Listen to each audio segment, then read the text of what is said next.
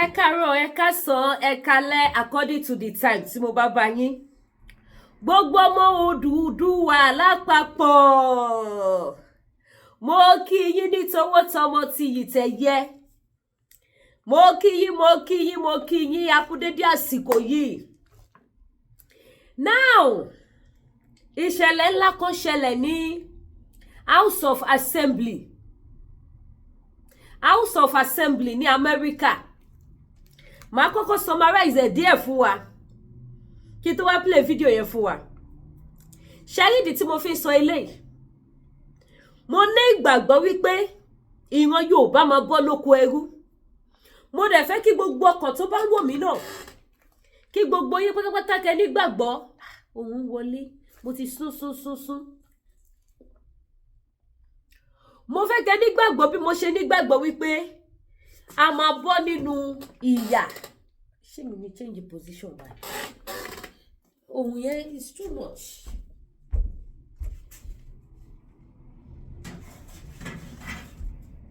Ẹ má bínú o.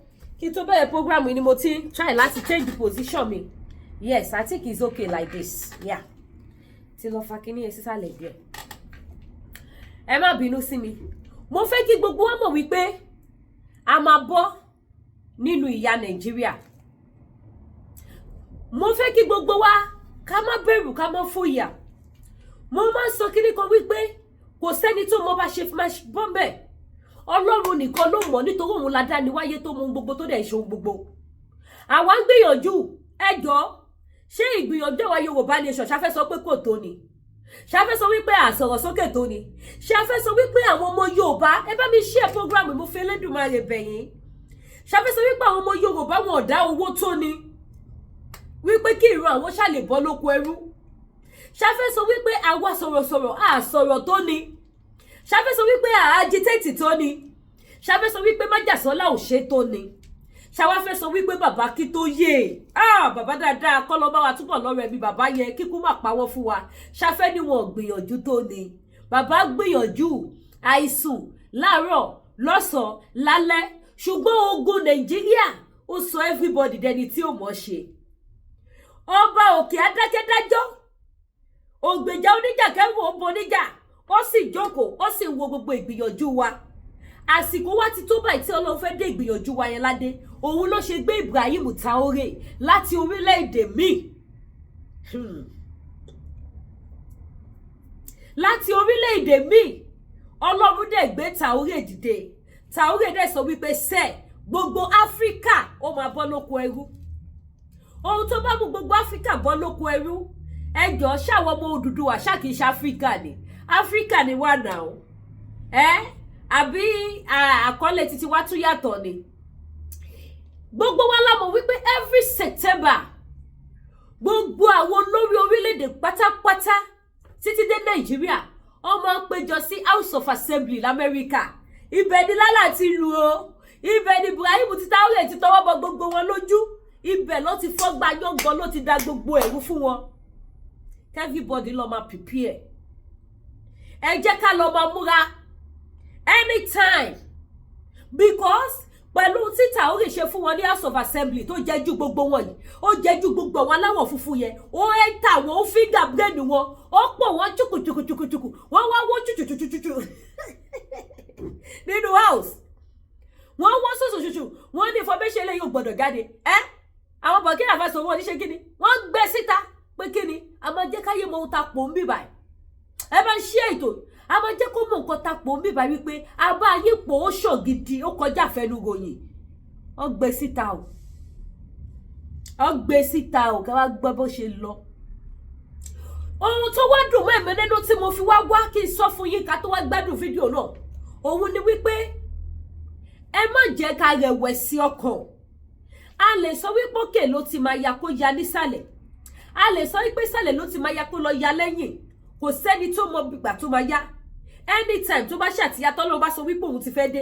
Ìbàjẹ́ Amẹ́ríkà gan lọ́lọ́run máa ti kọ́kọ́ dà wọ́n lédèrú. Tó máa ti finger brain wọn bà wọ́n láyé jẹ́. Tí àwa máa fi bọ́ lóko ẹrú. Tí yà òfin ní ṣe kíni tí òfin ní jẹ ọmọ Yorùbá mọ́. Kọ́lọ́run ṣiṣẹ́ ọwọ́ ẹ̀. Òun lọ́ba tó lè ṣe.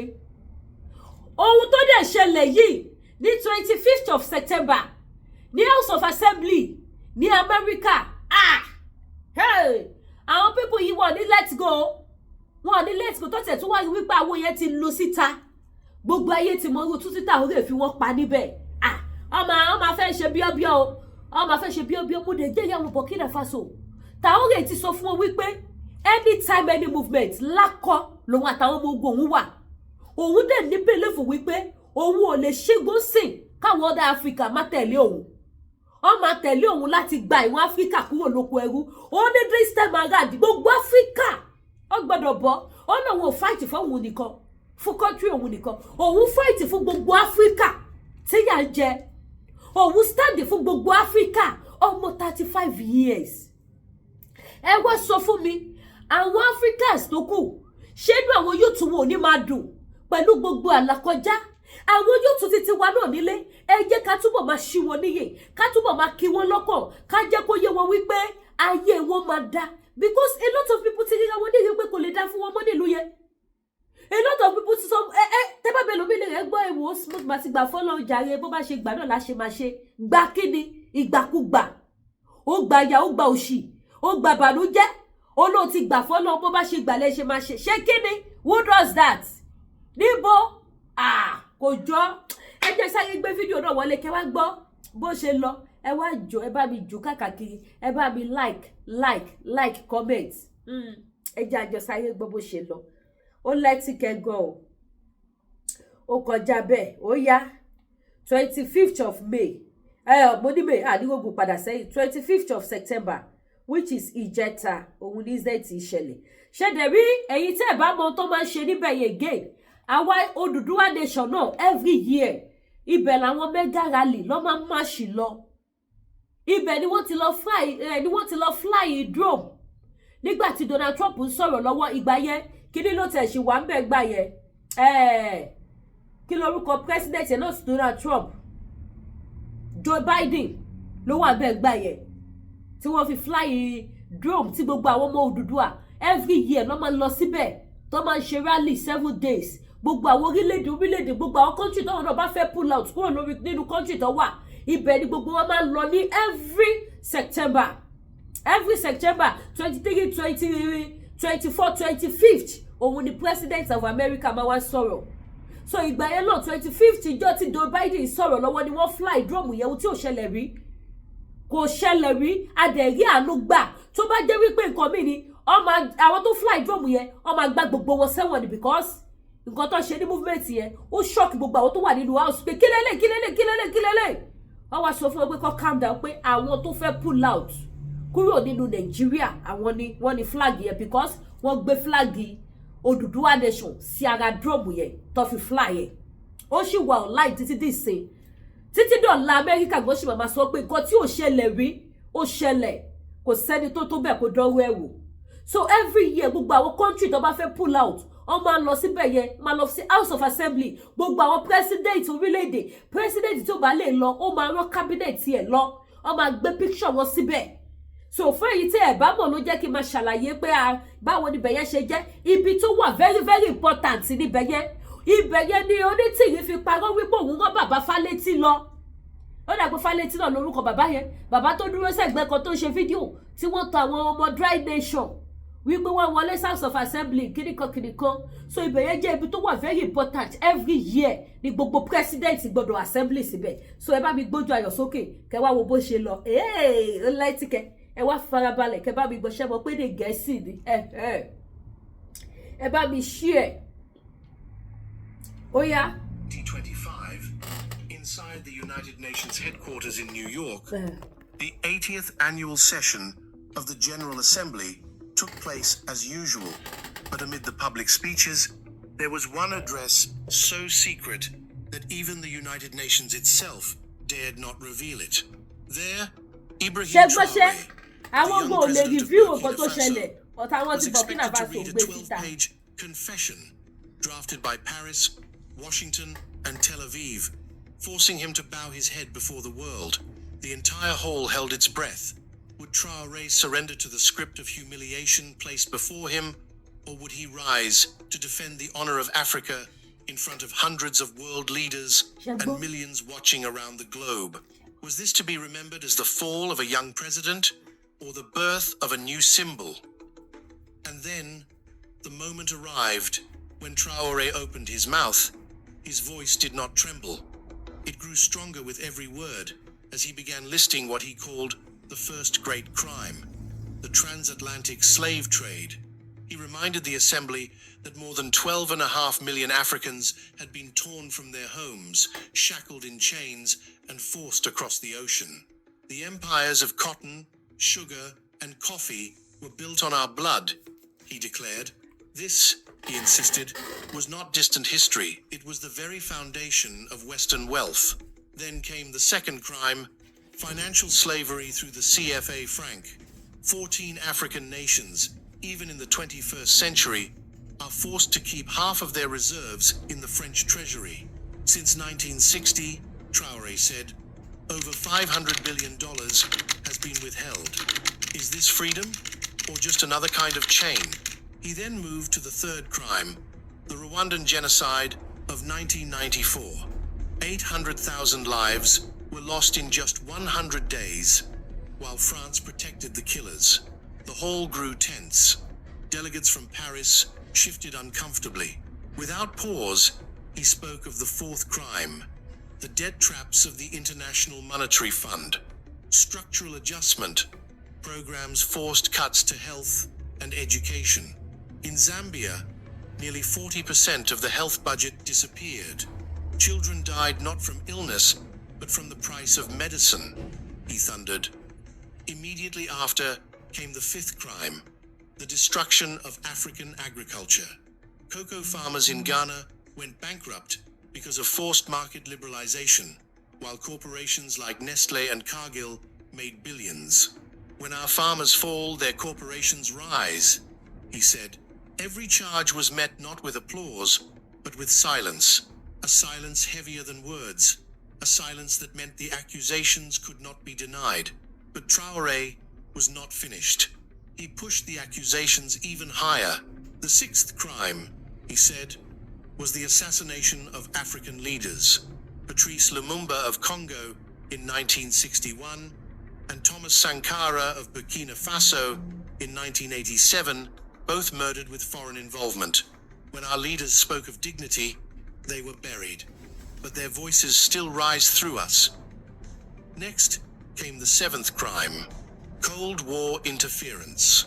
The United States supported dictators like Mobutu Sese Seko in Zaire, sending weapons while millions starved. Our people received guns instead of bread. Then came the eighth crime, the plundering of Nigeria's oil. Companies like ExxonMobil and Total took enormous wealth, but left behind poisoned rivers and toxic soil. 30 million people still live in that pollution, with life expectancy barely reaching 50. The ninth crime followed, foreign military bases. The US AFRICOM commands 29 installations across Africa. France still occupies Djibouti. They say it is for stability, Traoré said, but every base is another chain on our sovereignty. Finally came the 10th crime, the manipulation of human rights. Western powers condemn Zimbabwe, Sudan, and Mali, yet stay silent on Chad and Gabon because those regimes serve their interests. For them, human rights are not principles, but weapons, he concluded. By the time the 10th crime was spoken, the hall no longer looked like a diplomatic stage. It felt like a courtroom, and the West stood as the accused. And still, Traoré was not done. He turned, sharp and fearless, ready to call out living names and faces. Emmanuel Macron, he said firmly, is not simply a president. He is the heir to an empire of colonizers. He benefits from the same chains that once dragged Africans across oceans. A visible ripple moved across the French delegation. Some lowered their heads, others scribbled nervously. Then his voice struck deeper. Donald Trump, you turned trade and oil into bargaining chips, bought with the blood of other nations. You claim greatness for your country, yet it is paid for with the suffering of ours. The mention of an American president past or present at such a forum was no small act. Some US diplomats stiffened, others remained expressionless, but the sting of the accusation was undeniable. And finally, Traoré turned toward the shadowy world of finance.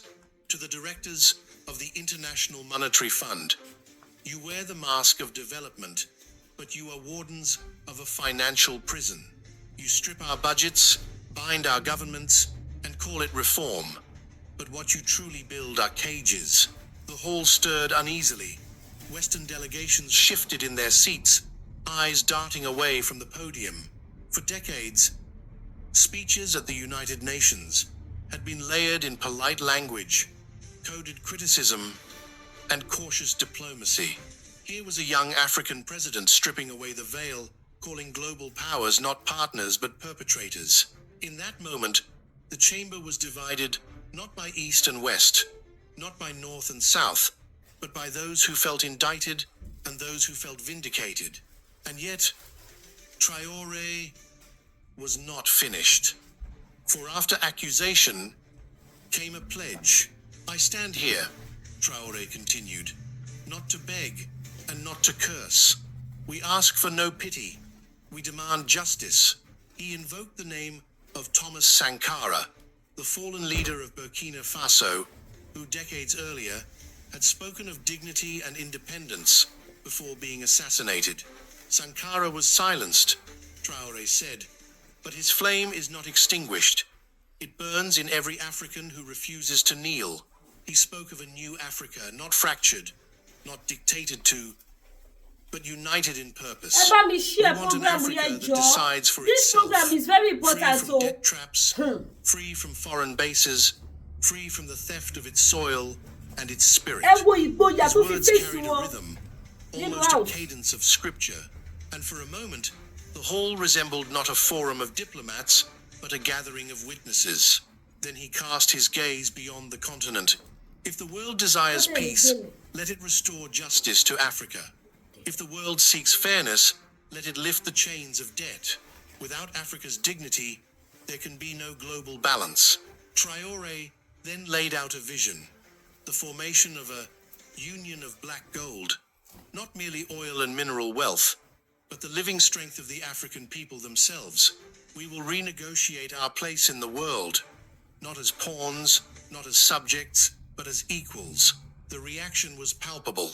Some delegates sat stunned. Others from Africa and the global south sat taller, as though the words had reached into their own histories. The Western press corps, restrained in their note-taking, suddenly scribbled more furiously. When the applause did not come, it was not because the hall rejected him. It was because no one dared to break the weight of what had just been spoken. What began as a defense had transformed into a prophecy. The moment Ibrahim Traoré stepped away from the podium, the hall did not erupt in applause. It did not descend into chaos either. Instead, a heavy, uncertain silence filled the air. That silence told its own story. What had been spoken could not be dismissed, but neither could it be embraced openly. International delegations responded with subtle gestures rather than words. Diplomats from Europe avoided eye contact. Several African representatives exchanged glances of quiet pride.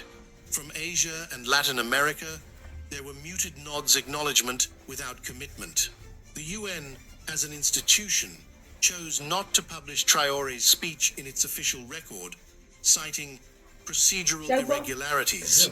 Yet within hours, the full transcript leaked online. The leak spread faster than any press release. Across Africa, social media lit up.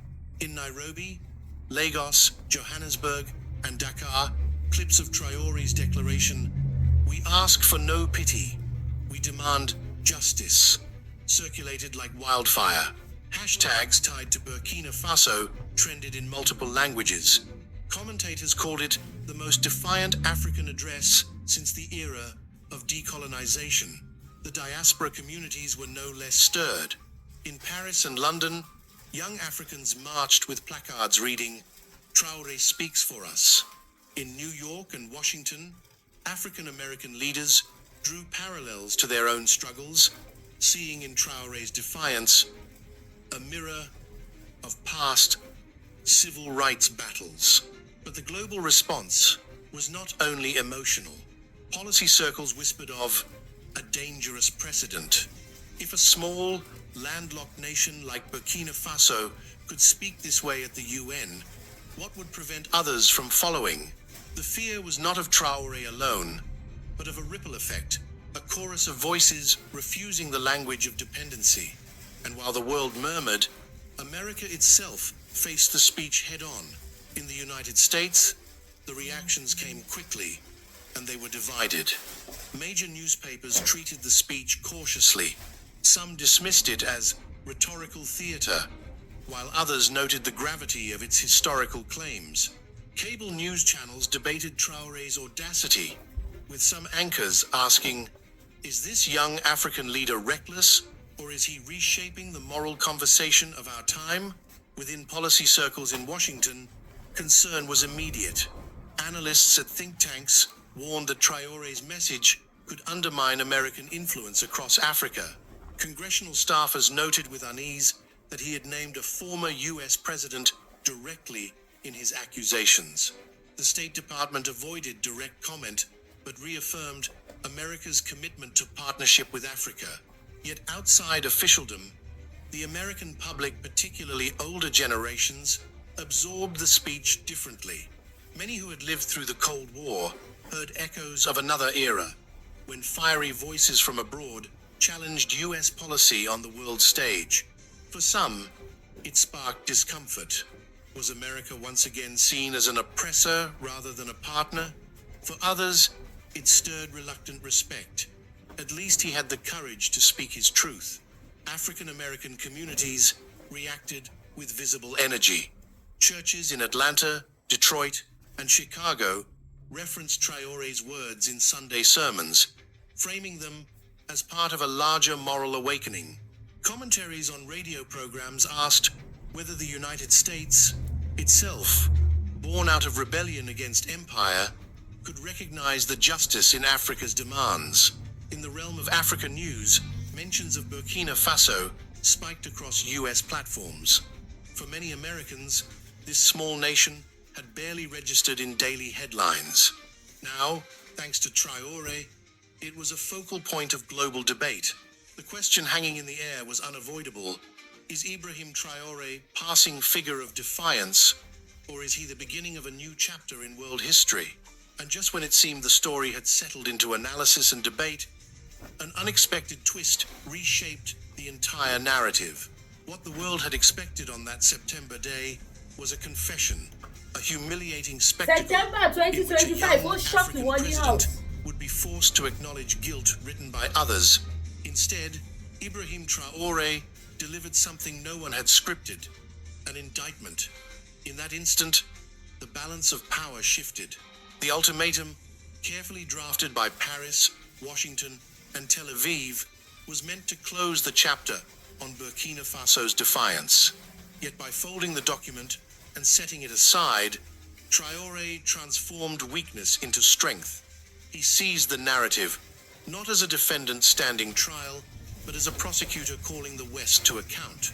Observers later remarked that the real brilliance of the moment was not only in what he said, but in what he refused to say. By denying the ultimatum a single word of legitimacy, he exposed the hollowness of Western authority. The confession became irrelevant. The indictment became immortal. For the first time in decades, an African leader did not frame his words within Western approval. He framed them within Africa's dignity, and that dignity resonated far beyond the walls of the UN. But the twist did not end there. The image of Traore himself began to take on a life larger than politics. Within days, photographs of Ibrahim Traore leaving the UN hall, clutching the file of Western crimes, spread across front pages and social media feeds. Commentators compared it to historic images of Mandela raising a fist or Nkrumah declaring independence. Traore was no longer seen merely as the president of Burkina Faso. He was emerging as a symbol of Africa's defiance, What startled many in the West was how quickly his message traveled beyond Africa. In Latin America, youth activists echoed his words about dignity and debt. In Asia, commentators spoke of a new, multipolar voice challenging old hierarchies. And in Europe itself, marginalized communities cited his speech as proof that truth could not be silenced. The phrase, Union of Black Gold, became a rallying cry across African news platforms. It symbolized not only oil and minerals, but the strength of Africa's people and country. Hashtags bearing his name trended worldwide. For millions, the speech represented not just one man's defiance, but a continent's awakening. The twist was clear. A moment designed to break Ibrahim Traoré had instead elevated him. The ultimatum faded into obscurity, while the indictment became history, and Burkina Faso, once barely noticed on global maps, now stood as a torchbearer of African sovereignty. From that moment on, the question was not whether Traoré would be remembered, but how his legacy would shape the battles still to come. As Ibrahim Traoré stepped down from the podium, the weight of history seemed to follow him. What began as a carefully staged attempt to force his submission ended instead with a thunderclap of defiance. The so-called confession, meant to humiliate him, had been transformed into something entirely different. In his hands, it was no longer a script of defeat. It had become a case file, a living record of Western crimes, not written by his accusers, but rewritten by his courage and resolve. From that day forward, Traoré ceased to be seen merely as the president of Burkina Faso. He became something larger, something enduring, a voice for Africa's dignity, a symbol of resistance against centuries of exploitation, and a living reminder that even the smallest nations can challenge the mightiest powers. His image, captured on camera with the file of Western crimes under his arm, became an icon of defiance, one that future generations would study as a turning point, not only in African politics, but in world history. His closing words continue to echo far beyond the marble walls of the UN. We did not ask permission to be free. We stood up to claim it. Those words now live in the hearts of millions, from Ouagadougou to New York, from Dakar to Washington. They resonate in the marketplaces of Africa, in the classrooms of Europe, in the churches of America, and in the streets of Asia. They remind the world that freedom is never given. It is seized by those who dare to demand it. For the audience, there are lessons here that cannot be ignored.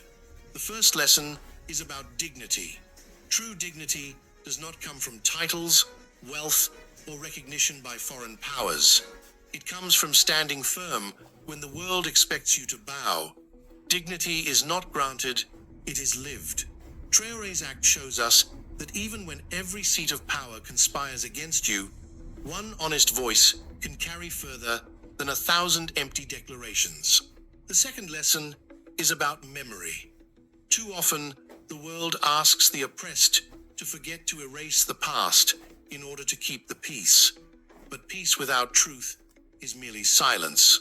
Traoré reminded the world that the wounds of slavery, colonization, and economic exploitation are not forgotten pages in a closed book.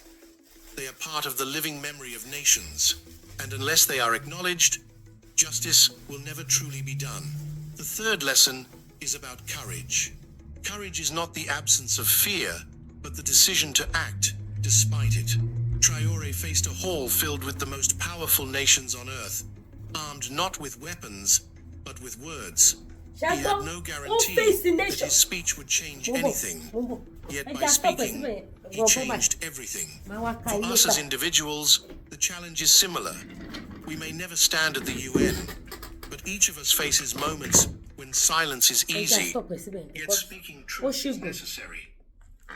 Ẹ gbọ́ bó ṣe ní Traoré ṣe face nation. Ó face gbogbo nation, not by weapon, pẹ̀lú ọ̀rọ̀ ẹnu. Ó dẹ̀ ń jẹ lọ. Ó dẹ̀ ń win. Wọ́n bow fún nínú house. Wọ́n ò fẹ́ kọ̀wé kó jáde síta. wọ́n máa ń record gbogbo meeting tó bá ṣe every year. Nígbà tó dé ti bi Taori wọ́n ní kó edit ẹ̀ kúrò because wọ́n ò mọ̀ pé nǹkan tó máa jáde lẹ́nu ẹ̀ nìyẹn. Wọ́n ní kó edit ẹ̀ kúrò káwọn èèyàn má gbọ́. Gbogbo bó ṣe kún bó ṣe pa everything. Kó tó ṣẹ́jú pẹ́rẹ́ Taori gbé gbogbo ẹ̀ síta. Ẹ̀yin mọ̀ bóyá gbà tọ́mọ ọlọ́mọ máa wọlé kámẹ́rà ti wà nínú ara ẹ̀. Ó ti tẹ recording tó ń record gbogbo nǹkan tó ń ṣe. Ìṣòro ṣáà ní kẹ́ máa search president. Ìṣòro ní kẹ́ máa search ẹ̀ náà. Ẹ mọ̀ bóyá fìlà tó dé sórí lásán. Bóyá kámẹ́rà recording wà ńbẹ̀. Wọ́n gbé gbogbo ẹ̀ síta. Ìyẹn ni. Ẹ̀kejì, àwọn ọmọ Yorùbá, ọ̀pọ̀lọpọ̀ ọmọ Yorùbá of today tó fẹ́ bọ́ lóko ẹrú. Ẹbí wọn lérè pé kí lọ́lọ́ ń list sí ibi tó ti ń jà. Ibi tó ti ń jà. Ibẹ̀ lẹ máa bá wọn nísìn. Ibẹ̀ lẹ ti máa rí comment wọn. Ibẹ̀ lẹ ti máa rí tó ti máa share. Òfófó lẹ máa rí tó máa ṣe káàkiri bíi ti Lady K. Ẹ rí pé mi ò yọra mi náà kúrò bẹ́ẹ̀. Meanwhile, iná burúkú jó nínú Nàìjíríà. A lot of people see wọn ò mọ ohun tó lọ. Share video tí mo play. Ẹlòmíì tó bá ti gbọ́ díẹ̀, wàá gbọ́ story lọ sọ bẹ́ẹ̀ jàre. Meanwhile kì í ṣe story. Kì í ṣe story. Ọ̀rọ̀ tó yẹ kí ọlọ́gbọ́n èèyàn kó jókòó kó digest kó rò pé pẹ̀lú nǹkan tí bàbá ìdánwò yìí nínú House of Assembly l'Amẹ́ríkà. Ṣé àwọn òyìnbó yìí, àwọn tó lè sọ wípé kó má jẹ́ kí gbogbo meeting yẹn, gbogbo nǹkan tó sọ kó leak out. Ṣé wọ́n wá let's go bẹ́ẹ̀ yẹn tí wọ́n tún wá padà rí níta? Ṣé àwọn òyìnbó yẹn go ní gbé meeting láàrin ara wọn pẹ̀lú àwọn ọ̀bàyéjẹ́ tó jẹ́ olórí kọ̀ọ̀kan nínú Áfíríkà láti ṣe kíni, láti máa wá gbogbo ọ̀nà láti paná ọmọkùnrin yẹn kó má bàa gba ìwọ̀n Áfíríkà. Ẹ lọ kọ̀ọ̀kan tí mo sọ sílẹ̀. Ṣẹ́rí tó bá ṣẹlẹ̀ pa, ó máa bá ọ̀pọ̀lọpọ̀ lójijì. Ẹ gbọ́ mi ò gbọ́ kankan. Èmi ò mọ̀ kankan. Ibi tí Lady K ti bẹ́ẹ̀ búlé mi máa ń wọ̀. Tọ́ba wá bí wọ́n lè pé ṣé ẹ̀yin ò kí lọ sórí social media ni? Ṣé ẹ̀ kí ń wo nǹkan tó ń lọ lórí social media? Ẹgbẹ́ ẹbí owó yẹn. Àsìkò tí Lady K bá búyọ̀ ni mo máa ń wò. Àsìkò tí ọba ti ń sọ̀rọ̀ ìjà Sunday Igboho àti Gani Adams ni mo máa ń wò. Mo kàn lo àwọn mẹ́ta yẹn fi ṣe example ni o. Ẹ̀yin náà mọ̀ pé Lady K ò ń búyọ̀ kò ń jà o. But mi ì lè dárúkọ àwọn èèyàn kankan fi ṣe example ju orúkọ ara mi lọ. Ẹlòmíì á máa sọ fún yín pé nǹkan tẹ́mi máa ń gbọ́ nìyẹn. Tí bá ti lè rí pé mo ti fẹ́ máa ronú báyìí, máa yá gba social media lọ, máa lọ wo àwọn tó ń jà. Máa lọ wo ibi tó ti ṣépè fún yàn. Máa lọ wo ibi tó ti ṣe kíní kan fún yàn. Nǹkan tí mo máa ń wò nìyẹn. Títí adẹ̀wọlé bá wọn lójijì. Máa máa sá ilà yìí lọ kiri. Awakùnbi tó fẹ́ gbà. Ṣé rí àwọn nǹkan tá kan wò wípé story ni wọ́n sọ, ẹjọ́ ni wọ́n ròyìn, àwọn nǹkan tó wà important tó yẹ ká farabalẹ̀ ká ṣe kíni ká jókòó tì. Ṣé rí fídíò tí mo gbé wá fún yìí? Kò tí pé 24 hours tó release fídíò yẹn. Tí bá sọ yóò bítíbitì èrò tó wò, ó máa ṣọ́ọ̀kì yín.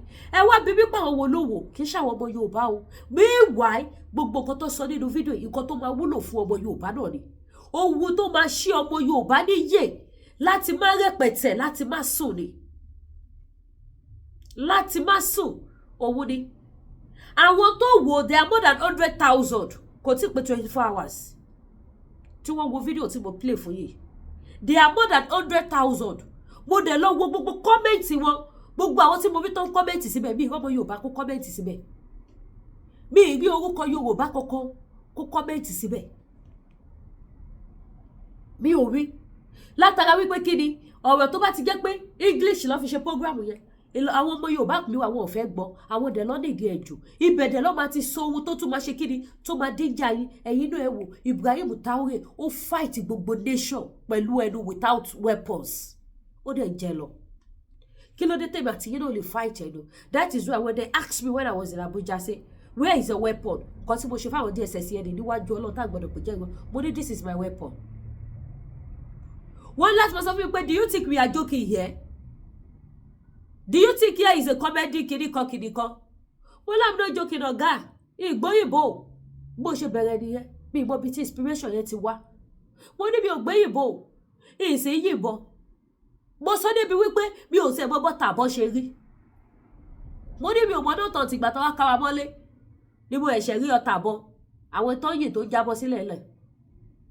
Wọ́n ní so where is a weapon tó fẹ́ fi gba Yorùbá nation? Tí wà àti Sunday Igboho tẹ́ fẹ́ lọ fi jà.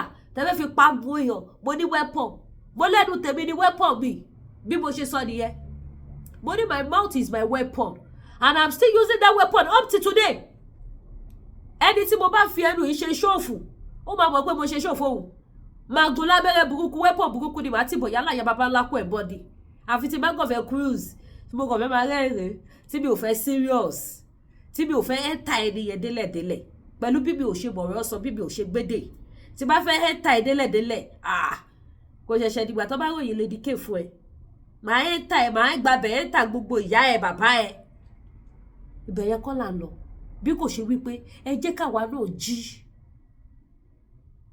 Ọlọ́run fún wa ní ohun ìjà tó ní agbára káwọn tó sọ pé wọ́n fẹ́ kò bọ́ wọ́n fẹ́ kó kiri kan ẹ̀yin ti fi ẹnu pawọ́ sórí social media òkìkí wọ́n ti kọ káàkiri gbogbo àgbáyé káwọn tó yìnbọn gbogbo ayé ti mọ orú ta sì tí lè fi jó wọ́n ti mọ orú iṣẹ́ ibi tí wọ́n ṣe wọ́n ti mọ̀ káwọn tó sọ wípé àwọn fẹ́ match wọ́n fẹ́ kó amatak wọ́n fẹ́ kó kí láti pé kí ló ń kọ mọ́tò tó fi máa ń kàwé lẹ́wọ̀n Black Maria wọ́n fẹ́ kó kinní kan ẹ̀yin ti fẹ́nu sọ̀rọ̀ sórí social media ẹ ti spread díẹ̀ gbogbo ayé ti mọ̀ àwọn tó ṣẹ̀ṣẹ̀ fẹ́ lọ yìnbọn gbapá wọn máa jábọ̀ ẹgbẹ́dọ̀ oṣù tó kí ló ṣe fún wa ní July 1st 2021 fídíò tí mo ṣe ní àtìlẹ́yìn Ọlọ́run lo fídíò yẹn torí Ọlọ́run ní sọ̀kalẹ̀ kó wá protect wa ó wá lo fídíò yẹn ọ̀gá pè wọ́n báyìí mo wà ń bẹ̀ kì í ṣe pé wọ́n sọ fún mi gbogbo wa ojú gbogbo wa ló ṣe pé you have to change the mission wípé yọ̀kan ti gbé wọn sí life wọ́n ti mọ àwọn tó wà ń bẹ̀ change the mission ìyẹn ni wallahi ogemi I no go change ẹ tó lè dìwọ́ wá I no go change this mission we don't question all of them are here ọdẹ ti láì gbogbo wa sílẹ̀ lẹ́ẹ̀ báyìí ọ ti tòbọ́ sí gbogbo wa lẹ́yìn lọ kọ́kọ́ máa release ẹ̀ pàpà ká lọ́wọ́ lóye ìbú ni kọ́kọ́ pa ọ̀tá gbogbo wa síbẹ̀ kọ́dẹ̀ ti gate kọ́dẹ̀ ọ ti gbé petrol sílẹ̀ kọ́dẹ̀ wet ilé yẹn kọ́dẹ̀ sún kọ́dẹ̀ bá ti wọn lọ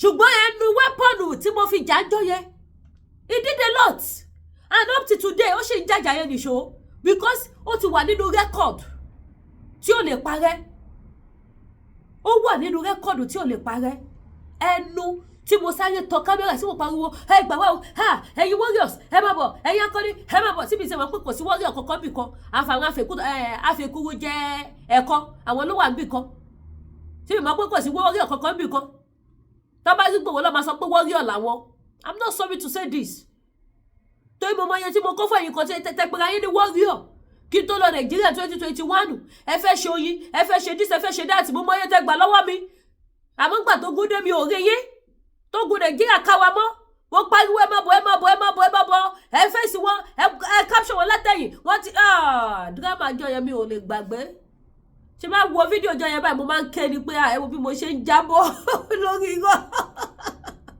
mi ò fẹ́ wo fídíò yẹn Ọlọ́run alààyè ń gbọ́ mi ò fẹ́ wò kò sí tí bá rí fídíò yẹn báyìí mo máa ń kúrò bẹ́ẹ̀ ni because omi máa ń jábọ́ lójú mi pẹ̀lú bí mo ṣe ń sọ̀rọ̀ ọjọ́ yẹn tí mo gbọ́ àwọn warrior tí mo gbọ́ yá ẹ bá wa mú wọn látẹ̀yìn wọ́n ti wọlé káwa mọ̀ wọ́n ti wà láàrin lọ́dọ̀ wa yẹn cover wọn látẹ̀yìn ẹ mú wọn látẹ̀yìn tí mo tún display tí mo describe bó ṣe máa ṣe tí mi mọ̀ pé àwọn afẹ́kúrú jàkà afakara jẹ̀kan ló kú ẹ̀wọ̀n ẹ má jẹ́ kí n rojọ́ jù ẹ jẹ́ ká jí ọmọ Yorùbá tàtà ẹ jẹ́ ká wà talent ẹ jẹ́ ká máa fi gbogbo àwọn nǹkan wọ̀nyí ká máa fi ṣí àwọn èèyàn wa níyè pé èèyàn máa ń relent o a lè ní Nàìjíríà ló ti máa bẹ̀rẹ̀ kó má bẹ̀rẹ̀ láti Nàìjíríà kókò wá from nowhere kẹ́kọ̀ọ́ gbọ́ ni wípé ó ti ṣẹlẹ̀ báyìí ẹ wò bóyá gbogbo ìbí làwọn France àwọn Amẹ́ríkà gbogbo wọn àwọn Israel ẹ rí bí Israel náà ṣe sọ fún táwọn èèyàn nípò òun máa jẹ ẹrù tí ó bá surrender the same thing tó tún expect lọ́wọ́ ẹ̀ nínú house nìyẹn pé kó surrender nínú mítì nìyẹn pé kó surrender ẹ̀ wọ́n ṣe fire gbogbo wọn pé surrender fún kí ni abẹ́ ṣíire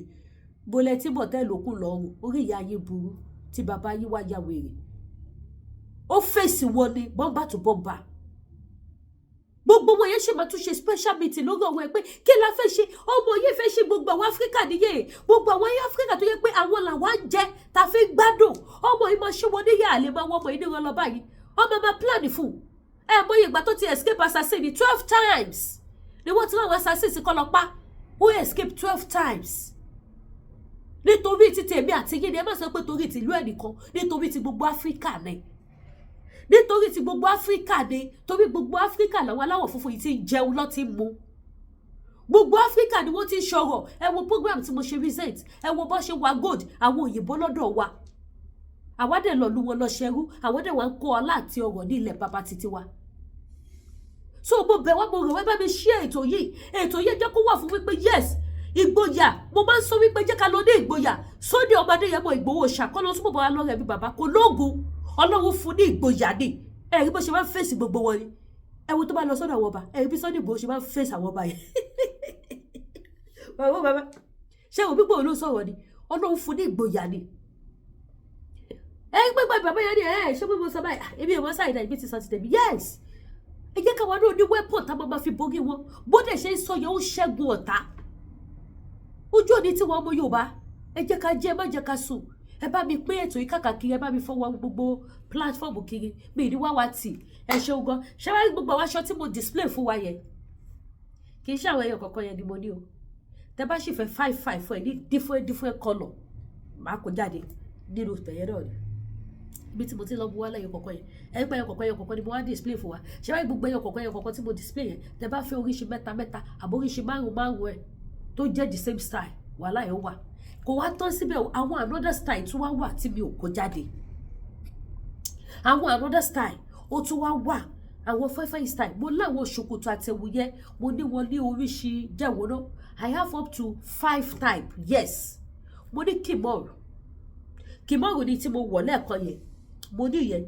Mo tún wá ní tí ò ṣe kimoru tó jẹ́ ṣòkòtò àti top bẹ́ẹ̀ yẹn tó jẹ́ àdìrẹ.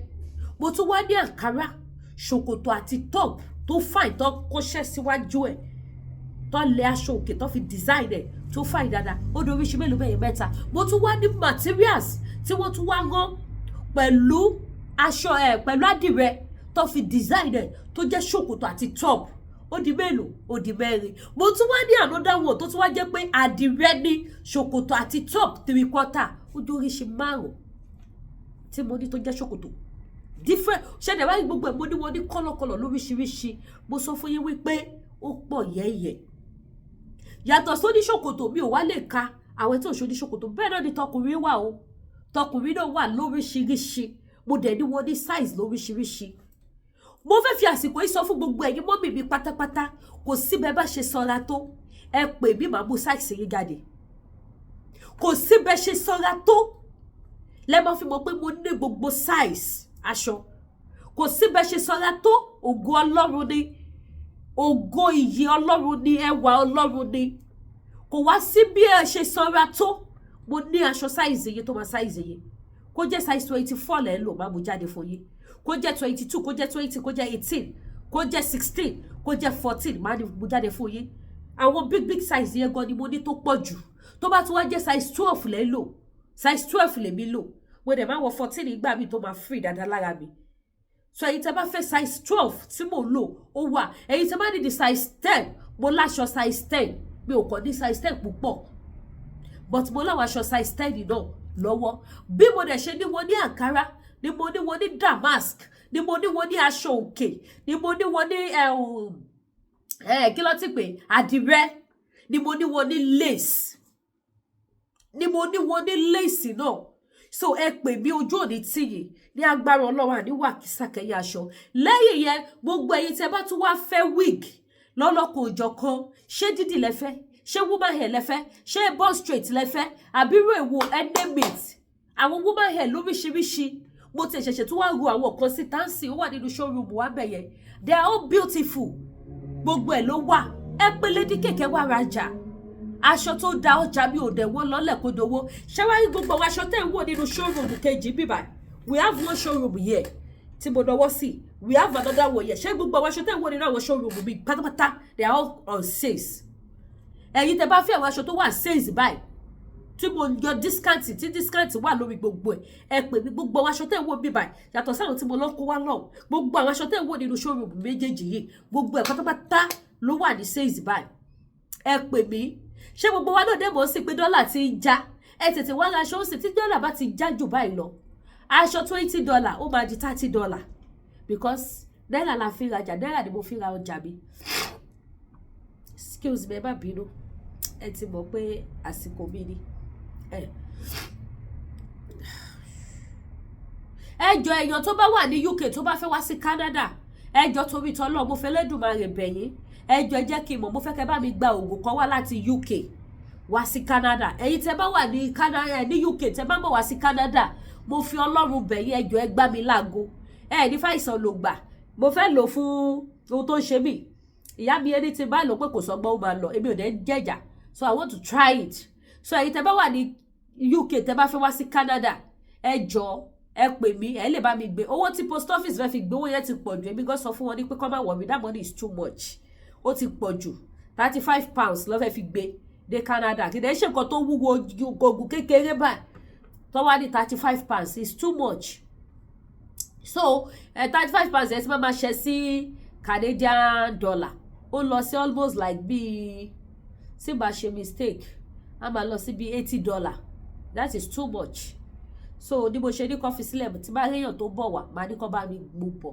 so ẹ̀yin tẹ́ bá wà UK tẹ́ bá fẹ́ wá sí Canada ẹ jọ̀ọ́ ẹ sọ fún mi so máa connect yín mọ́mọ́ mi yẹn wọ́n bá mi send ẹ̀ sọ́dọ̀ títí yín ẹ lè bá mi mú dání wá that one will be cheaper kò sówó téèyàn máa waste mi gbọ́dọ̀ yọ ọmọ onínàkúnà lọ́wọ́ ẹ̀ owó tí mo ṣì máa fi rajà sí ṣọ́ọ̀bù mi ni mò ń wá kí n lè máa rówó ṣọ́ọ̀bù sọ ìyẹn mo ṣì ń wá so ẹ jọ̀ọ́ ẹ̀yin tẹ́ bá ń bọ̀ mo kàn tún sáré chipping nìyẹn ni bí mo ṣe rántí so ẹ pè mí á bá mi rajà lẹ́yìn ẹ̀yin tẹ́ bá fẹ́ ra àwọn spiritual items tẹ́ bá gba ó gbàdúrà ó gbọ́n tẹ̀mí o ó pẹ́ tí mo ti mọ̀ pé ó gbàdúrà Jésù gbàdúrà iṣẹ́ dẹ̀ wà lórúkọ Jésù tẹ́ máa lò tẹ́ máa jẹ́rìí sí agbára Ọlọ́run àwọn iṣẹ́ tó mú yes tó ṣiṣẹ́ dáadáa ọṣẹ arọ́bì ìṣẹ́gun àmúbọ́ àgbàná ìkórìíra àjàkáríwọ̀ àlákàlà àti bẹ́ẹ̀ bẹ́ẹ̀ lọ kì í ṣe gbogbo aṣọ là ń sá lóòrùn kì í ṣe gbogbo ẹlámàkà lórí social media so gba iṣẹ́ bá dìde àwọn iṣẹ́ tẹ́ lè lò tó mú yes tó dájú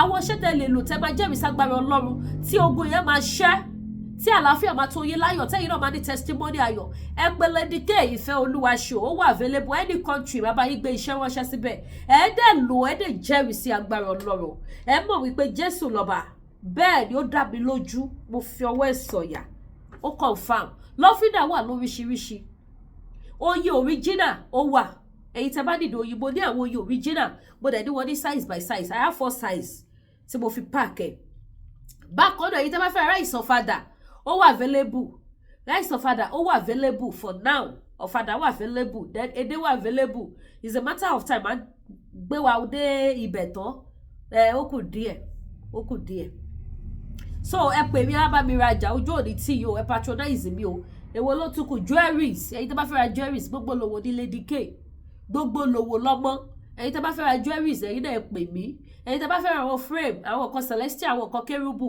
ẹ pè mí àwọn àjò church àwọn àjò bàjẹ́ fún ìgbéyàwó bàjẹ́ pé fẹ́ sọ ọkọ yín mọ́lẹ̀ ọkọ yín ti ṣe ṣòṣòṣòṣòṣòṣòṣò ọkọ yín pẹ̀lú àwọn tó máa fi fóònù yọ ayé Lady K lẹ́nu tẹ́ fẹ́ sọ mọ́lẹ̀ ẹ pè mí ẹ pè mí kò ní pé Lady K mọ̀ ó máa rí Lady K báyìí ó máa họ ni